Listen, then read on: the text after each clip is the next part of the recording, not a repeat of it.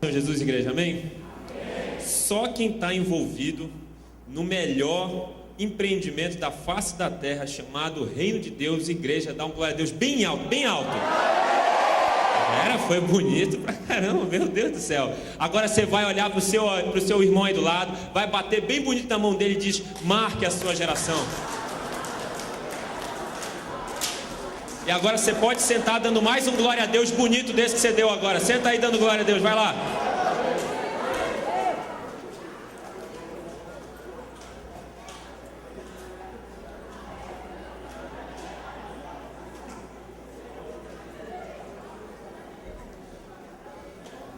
Irmãos, nós estamos muito felizes com aquilo que o Senhor tem feito aqui na nossa igreja, tem feito no meio do povo dele. Nós realmente estamos desfrutando de um novo tempo. Estamos muito alegres com tudo que o Senhor tem feito por nós. Nós já somos gratos demais a Ele pela salvação, por tudo que Ele já é para nós. Mas somos mais gratos ainda porque mesmo que nós tenhamos as nossas falhas, mesmo que nós sejamos falhos, Ele ainda nos usa para estar envolvido num projeto que é eterno. Você está aqui nessa noite, você está na sua célula, você está aqui nessa terra, você ainda continua aqui porque o Senhor quer lhe usar poderosamente para ganhar almas e cuidar bem delas. E por isso nós vamos falar um pouco hoje sobre como a gente vai marcar a nossa geração com a nossa vida. E eu peguei um texto sensacional, eu fiz muitos pontos, até liguei para o pastor Serginho, falei: pastor, é muita coisa. Ele falou: Deus, dá uma enxugada e vê o que tu consegue fazer nesse nosso tempo. E eu oro ao Senhor agora que o tempo aqui dentro passe mais devagar do que lá fora, para que nós consigamos realmente ser alimentados por inteiro por tudo que o Senhor falou de uma maneira muito poderosa ao meu coração, que eu quero transmitir a você. Portanto, abra sua Bíblia em 2 Timóteo capítulo 2. 2 Timóteo capítulo 2. Durante toda a ministração você vai ficar com a sua Bíblia aberta. Não feche ela, tá bom? Fique com sua canetinha, o seu papel do lado, mas não feche sua Bíblia, que nós vamos estar lendo versículo por versículo para nós conversarmos sobre as atitudes para marcar nossa geração com a nossa vida.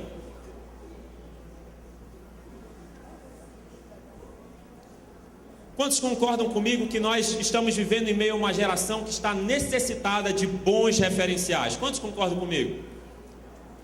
Hoje muitas pessoas vivem embasadas naquilo que referenciais negativos estão influenciando a vida delas. Mas se você parar para pensar, Deus ele é tão maravilhoso que Ele nos ensinou a estar reproduzindo aquilo que há na vida do nosso irmão. Como Paulo falou: olha, sejam meus imitadores como eu sou de Cristo. Porque no caso ele estava falando o quê? Como um cristão, se você me imitar, você estará imitando a Cristo também. Quando você partir daqui, isso se Jesus não voltar antes, alguém vai ficar dando continuidade à obra que você está fazendo. A obra do Senhor jamais parará. Agora olhe para os outros referenciais. Quando Michael Jackson morreu, nasceu outro? Nasceu sim ou não? Tem gente aí que tem nome de Michael Jackson, mas já conheci uns e outros, mas não é o Michael Jackson.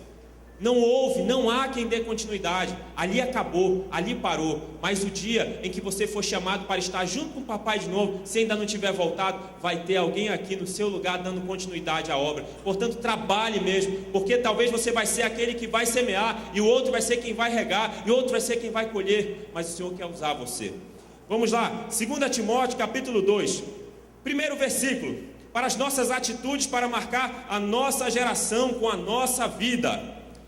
Paulo fala o seguinte, só o versículo 1: portanto, você, meu filho, fortifique-se na graça que há em Cristo Jesus. Fortifique-se aonde, gente? Na graça. Olha só que coisa interessante. No primeiro capítulo de 2 Timóteo, Paulo ele dá uns conselhos muito legais para Timóteo. Só que no segundo capítulo, ele já começa com portanto, dando ideia do quê? A partir daqui, eu vou só resumir tudo que eu tenho para te falar. Olha só que coisa legal. Portanto, você, meu filho amado, fortifique-se na graça que há em Cristo Jesus. O que é a graça? Eu tenho sido muito ministrado sobre o que é a graça de Deus na nossa vida. É um favor imerecido. Se hoje você é líder de célula, se hoje eu estou aqui, se hoje nós temos sido levantados como referenciais, tudo isso é pela graça de Deus. E é a graça dele que nos fortifica. Olha só que Paulo está falando para Timóteo: meu filho, fortifique-se na graça. Paulo não está falando, fortifique-se fazendo muito isso, fazendo muito aquilo, fazendo muito aquilo outro, porque quem sabe Timóteo poderia falhar. Mas quando Paulo diz, fortifique-se na graça, Timóteo ia ter autoridade de fazer o quê? Um dia chegar a ajoelhar e dizer, Senhor, eu sei que a minha vida talvez não esteja tudo nos teus conformes, talvez não esteja tudo ok, mas ainda assim eu sei que tu me amas e tu queres me usar. O Senhor tem nos convidado a viver isso, mas nós temos vivido uma vida pautada em outras coisas que não é a graça. E é justamente sobre isso que o Senhor tem falado muito ao meu coração esses tempos. Eu vivi numa realidade, como a maioria dos irmãos viveu, que a gente sempre ouvia, se você não fizer isso, se você fizer isso, o Papai do Céu não gosta mais de você. O Senhor, Ele nos ama independente das nossas atitudes. Ele abomina o pecado, mas Ele ama o pecador. Nós já cansamos de ouvir isso. Então Paulo, ele começa com esse primeiro conselho para Timóteo, para que ele marcasse a geração dele, dizendo, Timóteo, te apega ao que Deus é na tua vida, ao que Jesus representa para ti, ao que a graça é na tua vida, e não simplesmente aquilo que tu podes ou não podes fazer, porque o dia mau vai chegar, meu filho, e quando ele chegar, você tem que estar firme na graça, porque senão você vai achar que não é digno disso, daquilo e daquilo outro, e você vai acabar desistindo de tudo. Na verdade, não somos dignos mesmo de tanto amor. Na verdade, não somos dignos de tudo o que Ele fez por nós, mas pela graça nós recebemos todas as coisas que Ele já conquistou na cruz para nós. Vamos para o nosso segundo ponto, versículo 2. E as palavras que me ouviu dizer na presença de muitas testemunhas, confias a homens fiéis que sejam também capazes de ensiná-las a outros. Segundo ponto é, ensine, compartilhe aquilo que o Senhor tem lhe ensinado. Após Paulo falar com ele sobre ele viver uma vida debaixo da graça de Deus, realmente se fortalecendo na graça que há em Jesus Cristo, ele falou para que ele compartilhasse, ensinasse aos outros tudo aquilo que ele estava aprendendo. Nós somos muito ministrados na nossa vida em células, que nós temos que viver no estilo de vida uns aos outros. A Bíblia fala inúmeras vezes sobre isso, e Paulo está afirmando isso. Mas sabe o que é mais legal? Talvez num primeiro momento, quando a gente lê esse versículo, a primeira coisa que vem à nossa cabeça é, não, Timóteo ia ter que procurar alguém que ele olhasse assim, esse aqui olha, esse aqui é idôneo, não, esse aqui é gente boa, muito crente ele, eu vou confiar para ele aquilo que o Senhor tem falado no meu coração. Mas com certeza Timóteo também foi um gerador de filhos espirituais, com certeza ele foi usado por Deus para ganhar almas para Jesus também, e também chegar e ser usado por Deus para que aqueles novos convertidos se tornassem pessoas capacitadas a ouvir aquilo que ele tinha aprendido e ensinar a outros. Olha que coisa legal, isso é o discipulado. Hoje nós temos uma ferramenta muito importante que poucas pessoas entendem ela. Muitos estão vivendo mesmo, mas algumas pessoas estão vivendo fora disso porque pensam, não, prestar conta com outro, aprender com outro, não, eu sou só discípulo de Jesus. Mas nós temos sido encorajados a estar ensinando uns aos outros. Nós temos sido encorajados a pegar as experiências que o Senhor nos tem dado e transferir a outros. Discipulado é transferência de vida. Foi isso que Paulo falou para Timóteo. Timóteo, pega uma galerinha ali, pega um ali, vai lá, ora com ele, trabalha a vida dele, discipula ele, capacita a vida dele e vai lá e entrega tudo isso que tu tem aprendido para que ele faça isso com outros. Também a gente começa a quebrar aqueles princípios que a gente tem de viver uma vida só para nós, uma vida cristã só nossa. A gente só comparece numa reunião e depois volta para casa. Olha só o que Paulo está falando para que alguém marque a sua geração, como ele falou para Timóteo. Ele disse, ensine a outros. Você está aprendendo comigo, em comunhão comigo, e está aprendendo no seu relacionamento com Deus, e você vai pegar isso, vai transferir para outras pessoas. Está falando de vida em comunidade, em comunhão. Está falando de uma vida celular, está em contato, está realmente ministrando vida uns nos outros. Então, vá logo anotando aí, pelo menos na sua mente, fortifique-se na graça, ensine e compartilhe aquilo que o Senhor tem lhe ensinado. Nosso terceiro ponto é, suporte os sofrimentos, persevere. 2 Timóteo 2,3: suporte comigo os meus sofrimentos como bom soldado de Cristo Jesus. Devemos ter consciência de que quando nós colocamos à disposição do Senhor, nós nos colocamos à disposição dele, o inimigo se levanta em oposição a isto, e temos que estar preparados para suportar toda a pressão provocada por ele. Mas não se esqueça, a nossa força, ela vem do Senhor. É nele que nós temos que estar agarrados. Só que, querido, a hora que você disser, Deus, eu estou à tua disposição, a hora que você disser, eu vou marcar a minha geração, o inimigo vai vir de tudo que é jeito tentar tirar o seu foco. Ele vai tentar de tudo que é jeito tirar você desse sonho que você está tendo, dessa vontade que você está tendo. Algumas vezes, eu não sei se os irmãos já passaram por isso, mas algumas vezes a gente liderou algumas pessoas que se relacionavam com alguém, que eram namorados apenas. E aquela pessoa simplesmente chegou e disse, não, olha, eu entendi que Deus tem o melhor para a minha vida, eu não quero mais esse relacionamento, Ele está me afastando de Deus. Aí a pessoa começa, vai engrenando, está com tudo, está indo para a célula e tudo mais, está quase para multiplicar. Aí de repente o indivíduo lá que só andava em pecado com ela, tem uma conversão do nada se converteu. Começa a orar direto, começa a falar em língua nas orações, está sempre comparecendo, é incrível. Aí o que acontece? O irmão aparece, poxa, olha, eu queria conversar, sabe? Eu estou sentindo de Deus que minha vida vai mudar agora. Eu quero ser agora um novo homem. É mesmo? É, irmão, beleza. Até um tempo desse eu ainda não era vacinado nisso. Aí eu caía nessas conversas dos caras. Aí começava a conversar com eles, aí dizer, não, o que eu tenho que fazer? Não, vamos fazer assim, fazer assado, vamos fazer cozido, beleza. E aí ele ia lá, não, vamos fazer sim, dizendo que estava com tudo que ia fazer. Não dava muito tempo, a irmãzinha lá, olha só como ele está convertido agora. Aí ficava todo empolgado, ele é teoria agora. Aí depois o que acontecia? Do nada aparecia, voltamos. É mesmo? Não, agora ele é irmão de oração, ele é de oração mesmo. Não dava 1, 2 semanas, no máximo um mês, o que acontecia? Sumiu. Ou então apareciam já para confessar um pecado. Satanás, ele está a todo momento tentando tirar o nosso foco, queridos. Quando você disse, eu vou liderar uma célula, na mesma hora que você fez isso, os céus se alegraram e o inferno começou a planejar uma maneira de tirar você do foco. Agora, a gente tem que arranjar a nossa força aonde? Temos que estar ligado aonde? Em Deus. O Espírito Santo é Ele que vai estar nos dando discernimento para tomar a atitude mais correta. E você também tem que saber honrar as ferramentas que o Senhor tem nos proporcionado. Eu sempre falo, tem gente que é contrária ao discipulado, mas eu acho muito legal o discipulado seguinte, porque o discipulado ele ajuda o discípulo a enxergar as apaixonites agudas dele. Quando a pessoa está apaixonada, ela não quer nem saber, meu irmão. Ela não quer olhar nem para um lado nem para o outro. Irmão, olha, eu vi, ele é um assaltante, que nada, ele é lindo. Não quer saber não. E qual é o papel do discipulador nessa hora? É ser agente de Deus.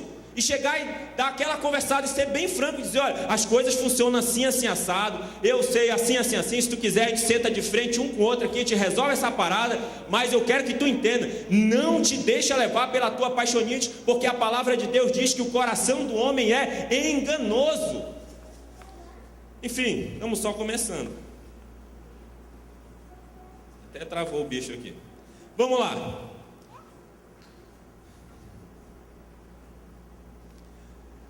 Quarto ponto, não perca seu tempo com coisas passageiras, mantenha o foco, mais ou menos aquilo que nós estávamos falando, mas vamos abordar outras coisas. 2 Timóteo 2,4, nenhum soldado se deixa envolver pelos negócios da vida civil, já que deseja agradar aquele que o alistou. Os entretenimentos desta vida têm nos feito perder muito tempo. Passamos tempo demais no Facebook, passamos tempo demais jogando uma bola, passamos tempo demais namorando, passamos tempo demais saindo, passamos tempo demais fazendo um bocado de coisa, e tempo de menos orando, tempo de menos lendo a Bíblia, tempo de menos buscando o relacionamento com Deus. Satanás, ele tem feito de tudo para tirar o nosso foco. Olha só quantos entretenimentos a gente tem hoje. Há umas gerações atrás ainda existiam jovens, até mesmo adultos, que ainda tinham pelo menos o hábito de ler um jornal. Hoje ninguém precisa mais disso não.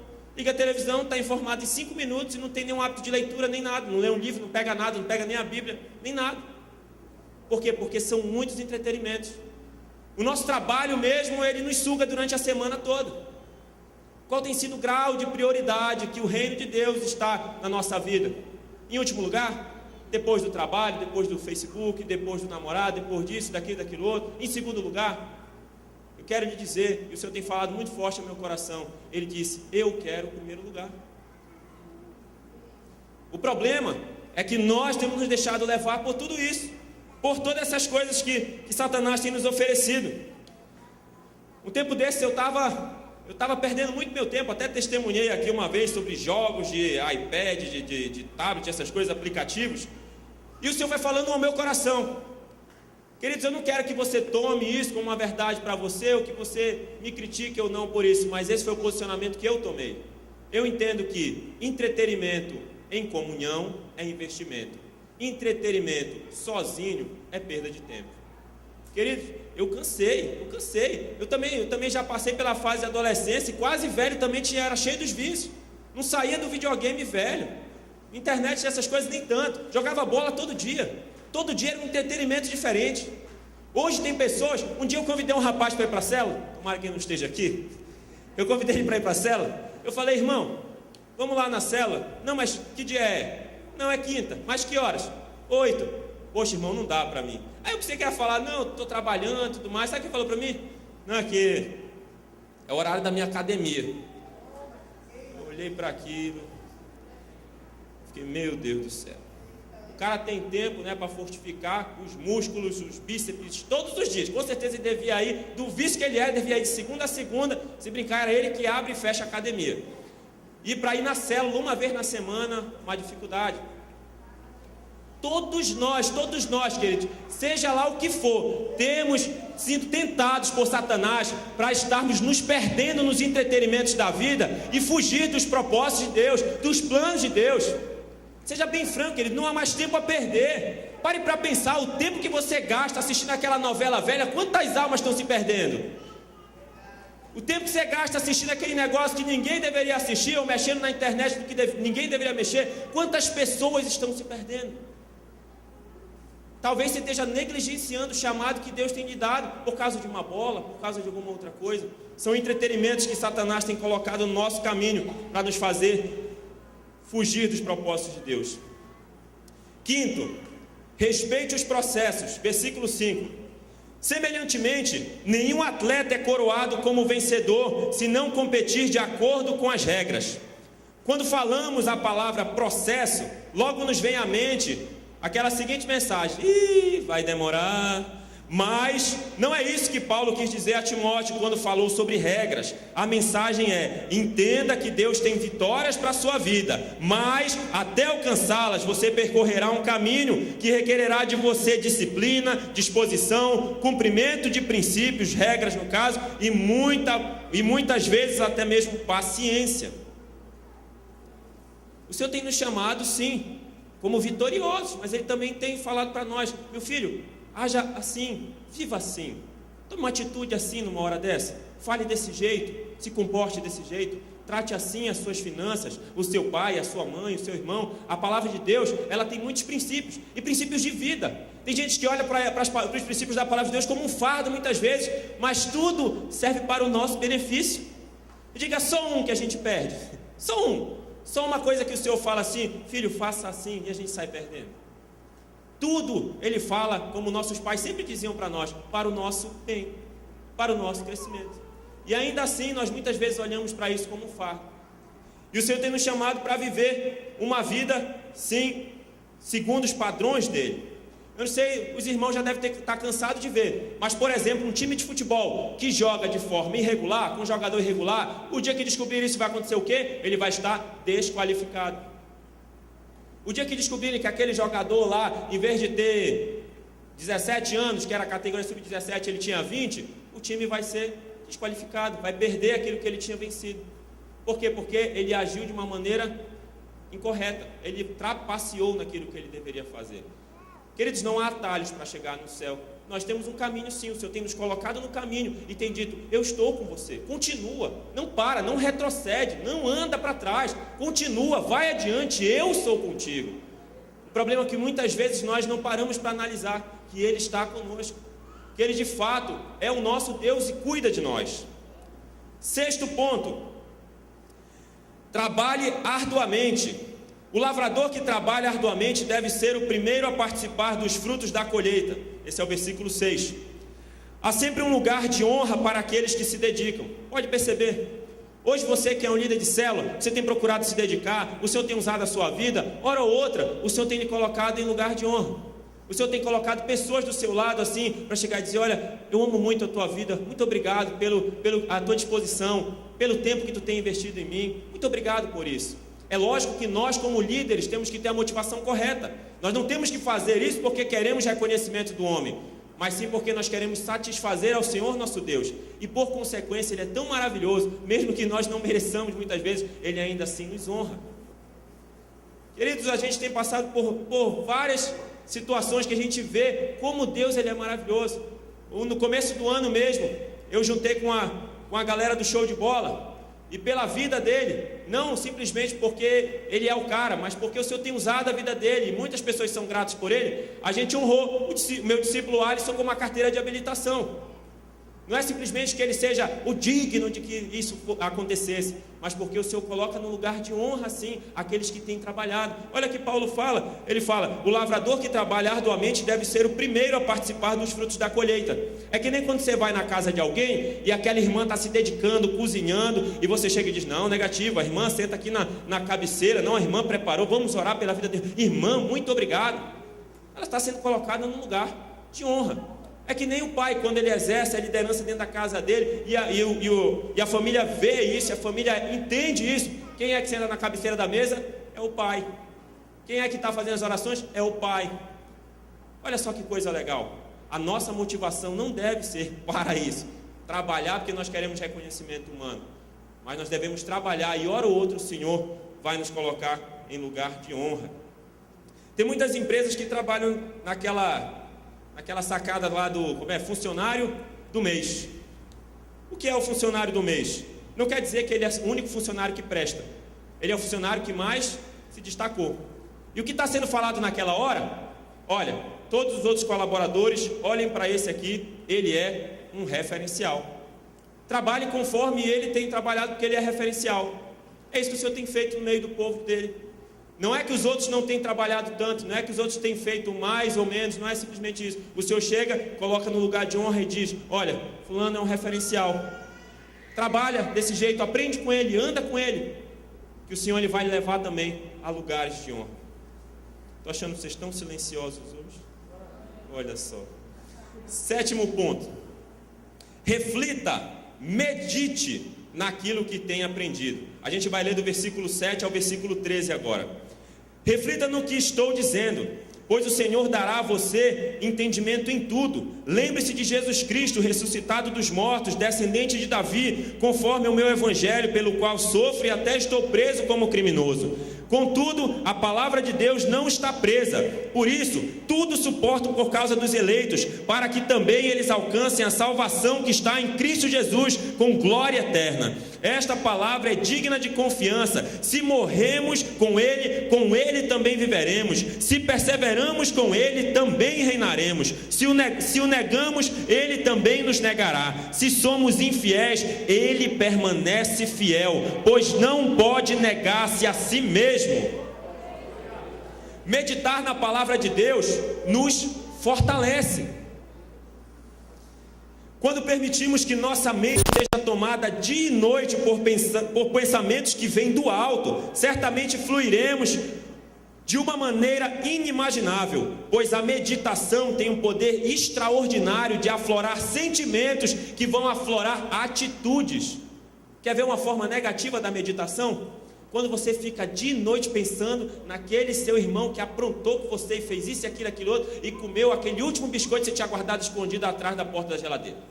Olha só, você passa o dia todo, ele sempre faz isso. Aí passa o dia todo, vai para o colégio, ele comeu meu biscoito, está na hora do almoço, já está pensando no biscoito. Aí chega de noite, se ele comer mais um biscoito, sabe o que você vai fazer? Você passou o dia todo meditando naquilo que era ruim, e aquilo, por você meditar tanto, trouxe para você um sentimento, ira, raiva, seja lá o que for, vingança, e por causa desse sentimento, você acabou tendo uma atitude. Você foi lá, brigou, puxou o cabelo, seja lá o que foi que você fez.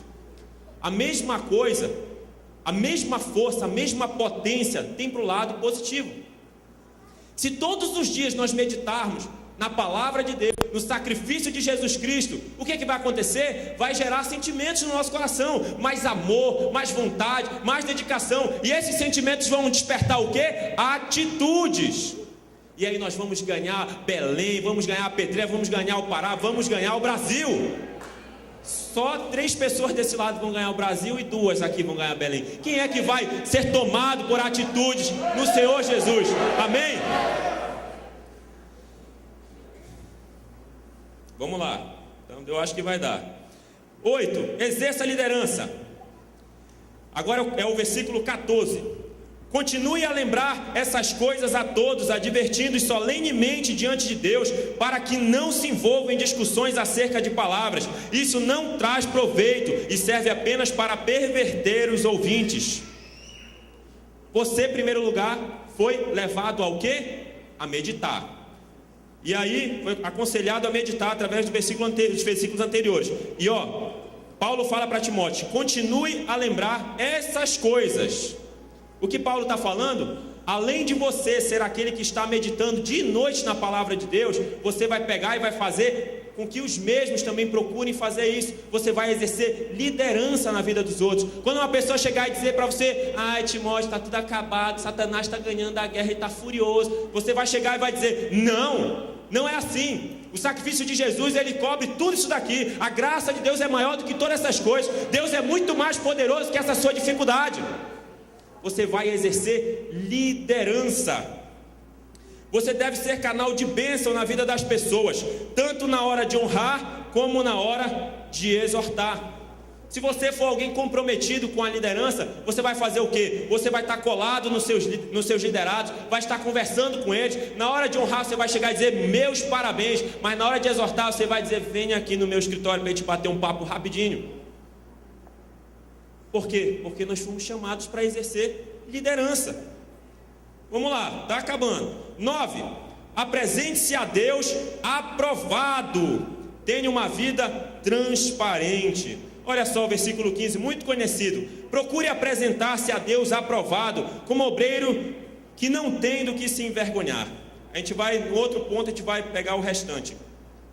O Senhor nos permite passar por provas para que amadureçamos e nos aprofundemos mais em conhecê-lo. Estas também nos ajudam a ajustar áreas deficientes da nossa vida. O problema é que na hora da provação, muitos, por falta de maturidade, acabam fazendo o quê? Murmurando, abandonando tudo, jogando a toalha. Só que na verdade, na hora da provação, é a hora que nós temos tudo para estar amadurecendo, para estar crescendo. Eu sempre falo isso, a palavra de Deus diz que todas as coisas cooperam para o bem daqueles que amam a Deus. Então até as suas lutas cooperam para o seu bem. E o Senhor quer que você cresça com tudo isso. E o Senhor quer que com cada situação dessa, você esteja cada vez mais crescendo nele, firme na graça dele, triunfando, sendo vitorioso, para que você seja aprovado.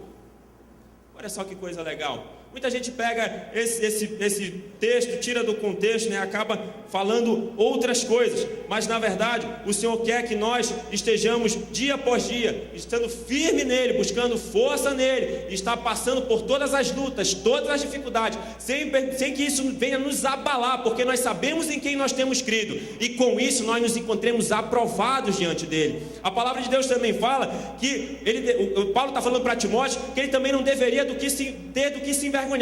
Mas o que é isso? Paulo estava dizendo: não peque, não erre, não falhe, não pise na bola nenhuma vez, seja perfeito. Impossível. O que eu vejo nesse contexto, ele está dizendo: seja transparente, que a sua vida seja um livro aberto. Muitas pessoas também têm ficado para trás, não têm marcado a sua geração, porque na hora de confessar alguma situação que aconteceu, elas não têm coragem de abrir a boca, elas não são transparentes, e aquilo acaba aprisionando elas, aquilo acaba deixando elas amarguradas. Mas na verdade o Senhor tem nos chamado para termos uma vida transparente, não ter o que nos envergonhar. Não ter o que nos envergonhar não é não falhar, mas é deixar muito claro que nós falhamos sim, mas que nós estamos buscando crescer em Deus. Vamos lá, 10º ponto. Maneje corretamente a palavra da verdade. Esse é o 10º ponto e esse é o versículo, não precisa nem ler o versículo. Eu creio, queridos, que o que está em questão aqui não é o quanto Timóteo conheceria da palavra, mas sim como ele usaria aquilo que ele conhece, que ele conhecia. Muitas pessoas já leram a Bíblia inúmeras vezes. Muitas pessoas estão à frente de igrejas que têm pregado coisas fora dos propósitos de Deus e já conhecem, já leram bastante a palavra de Deus.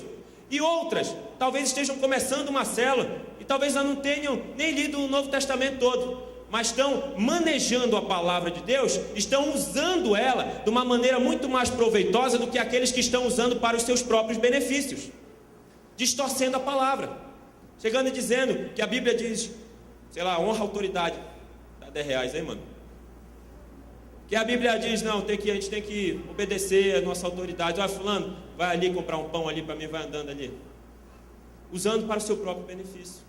A questão que está em jogo aqui não é simplesmente o quanto você conhece, mas sim como você aplica isso, como você maneja, de que forma você vai lidar com isso. Aquilo que você conhece da Bíblia tem servido para quê? Apenas para o seu crescimento? Só para você? O Senhor tem nos chamado a influenciar outras vidas. Então aquilo que você conhece deve estar gerando impacto na vida de outras pessoas, aquelas que estão ao seu redor, sua família, seus amigos. Volto a dizer, a questão não é simplesmente o quanto você sabe, quanto você já leu, mas sim como você usa aquilo que você sabe. Vamos lá. 11. Evite conversas inúteis e profanas. Eu vou ler o versículo 16 e o versículo 23. Evite as conversas inúteis e profanas, pois os que se dão a isso prosseguem cada vez mais para a impiedade. E o 23 diz: evite as controvérsias tolas, inúteis, pois você sabe que acabam em brigas. Resumindo, guarde seus ouvidos, guarde as suas bocas. A sua boca, no caso, só tem uma, né? Fora do estômago, né, que dizem que é a boca do estômago. Enfim, o Senhor tem falado o que é para nós através disso daqui? Querido, se prive. Poxa, você está naquela rodinha que você sabe que a galera só fala besteira. Vai saindo de fininho, ou então troca o assunto, influencia, fala sobre as coisas de Deus, mas não deixa mais essa baboseira ficar entrando no seu ouvido. Dentro da igreja tem grupinhos também, isso não é mistério não, que terminou o culto, está sendo ministrado, está ouvindo a palavra de Deus, mas depois vai se reunir para falar de coisas que não edificam nada. Seja usado por Deus para mudar essa realidade. Se você hoje se encontra num grupo desse, dê um basta nessa história. Faça com que a sua boca seja canal de bênção na vida dos outros, e não permita que o seu ouvido seja um canal que só recebe lixo, besteira. Realmente esteja do lado de pessoas que você pode estar influenciando, ou pessoas que vão pelo menos estar somando com a sua vida.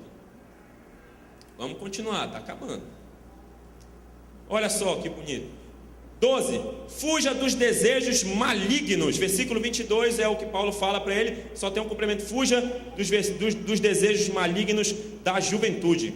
Fugir é correr para mais longe possível. Se você for assaltado, chegar o bandido e alguém disser foge, aí você vai correr para cima do bandido. Assim, ele vai vir com a arma, você vai vir correndo para cima dele. É assim que você foge? Só se você estiver tonto, só se você não estiver enxergando nada, vendado. Mas se você estiver em plena consciência, quando alguém gritar foge, você não vai nem olhar para trás e vai que nem bala pega. O que Paulo está falando para Timóteo? Meu filho, não fique nem perto do pecado, por favor, mas realmente não dê brecha. Saia, fuja, corra, faça o possível para que isso não aconteça. Mas a gente sabe que muitas vezes a nossa geração é o contrário, né? Vou falar uma aqui que é meio impactante, mas vamos lá. Chegar assim: oi amor, tudo bem? Como é que você está? Ah, tô bem. Você está onde? Ah, tô em casa. Sozinha? É, o papai saiu, mamãe saiu. Poxa, será que dá para eu ir aí? Ah, sei lá, acho que não tem problema, né? A gente é crente. Ah, sei lá, gente. A gente está se guardando, né? Sabe como é? Nessa história de estar se guardando 9 meses, o que acontece? Parabéns pro papai. Olha só, tem pessoas que têm se permitido chegar no limite. Tem pessoas que acham que elas podem chegar assim, são super crentes. Não, eu vou até o meu limite lá, a gente vai fazer tudo, não sei o quê. Não, a gente está se guardando, moleque. Não, a gente não vai fazer nada não. Quando vê, acontece. Tem pessoas que acham que são super crentes, que nada vai abalar, que nada vai tentar. Eu costumo dizer o seguinte: o Senhor, quando Ele nos criou com um senso de limite, com certeza. Você foi criado também com um senso de limite. Eu sempre uso esse exemplo. Quando alguém chega na sua casa e diz: eu estou morrendo de sede, você pega assim um copo, aí você vira até transbordar e dá na mão dele? Não. Por mais que você ou ele esteja morrendo de sede, você vai deixar faltando um dedo, 2 dedos, para não transbordar o copo. Você tem um senso do limite. Você sabe até onde pode ir. Agora você vai me dizer que o Espírito Santo de Deus que habita em você não fala desse limite também? Vai enganar outro. O Espírito Santo sempre fala nos nossos corações: meu filho, não vai, sai dessa. Aí a gente rebelde chega e diz: não, Senhor, eu dou conta. Não, se acontecer qualquer coisa, não, eu saio correndo, eu fui. Mas já era para estar saindo correndo há muito tempo. A atitude de quem marca a sua geração é aquele que foge, que corre meio do pecado, que quando vê que o negócio não é muito bom, que aquilo pode levar ele a pecar, ele é o primeiro a sair correndo. Podem falar o que quiserem, meu irmão, mas você não vai desagradar ao Senhor nosso Deus. Essa que tem que ser a atitude de alguém que marca a sua geração. 13º, penúltimo ponto: ande, mas ande acompanhado nos caminhos do Senhor. Versículo 22: e siga a justiça, a fé, o amor e a paz com aqueles que de coração puro invocam o Senhor. Ande com pessoas que exerçam influência positiva na sua vida. Através da comunhão somos fortificados e firmados. E quando você é fortificado e firmado através da comunhão, você vai ser usado por Deus para estar fortificando e firmando outras pessoas. E o nosso último ponto: tenha domínio próprio, seja amável, apto para ensinar e paciente. Essa daqui é um conselho muito bom para os discipuladores. Ao servo do Senhor não convém brigar mais. Ao servo do Senhor não convém brigar mais, sim ser amável para com todos, apto para ensinar e paciente. Deve corrigir com mansidão os que se lhe opõem, na esperança de que Deus lhes conceda o arrependimento, levando-os ao conhecimento da verdade, para que assim voltem à sobriedade e escapem da armadilha do diabo, que os aprisionou para fazerem a sua vontade. O Senhor tem nos chamado para que nós ensinemos pessoas em amor o que é uma vida cristã. Não chegar e dizer: aceita Jesus, senão tu vai para o inferno, filho do cão. Não é isso. E muito menos um liderado seu chegar e dizer: eu caí em pecado. Você diz: eu vou te excomungar da minha célula. Não é isso não. O Senhor tem nos chamado para ensinar em amor. Por mais que ele se volte contra você, que Paulo está falando aqui, que ele fale mal de você, que ele faça fofoca, você tem que ter uma postura amável. Nós temos que ter. Eu também me enquadro nisso, preciso aprender muito isso também. Mas o Senhor tem nos encorajado em inúmeras coisas. Graças a Deus que deu tempo de acabar. Eu acho que eu estou meio em cima da hora, mas vamos ficar de pé para que nós oremos, em nome de Jesus.